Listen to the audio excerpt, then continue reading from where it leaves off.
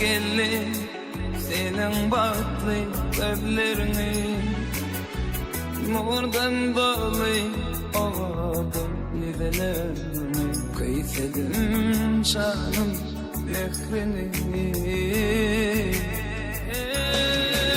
göresim geldi anan canım seni beyle.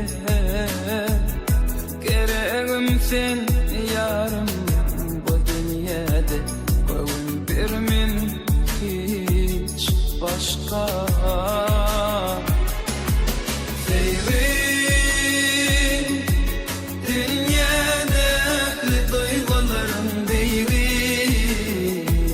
yarım balikini duruşurdu.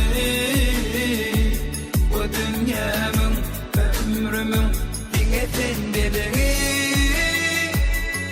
bu dünyadaki duygularım değil, yarım balikini duruşurdu.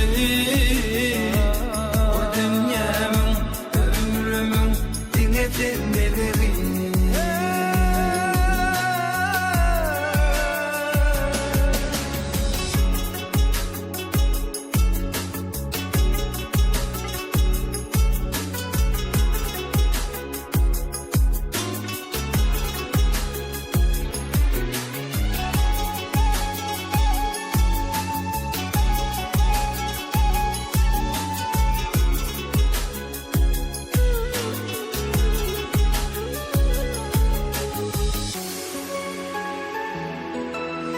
Göresim geldi senin baklı gülüşlerini, nemlerini, ovadın bakışlarını. Yerim kıyfedi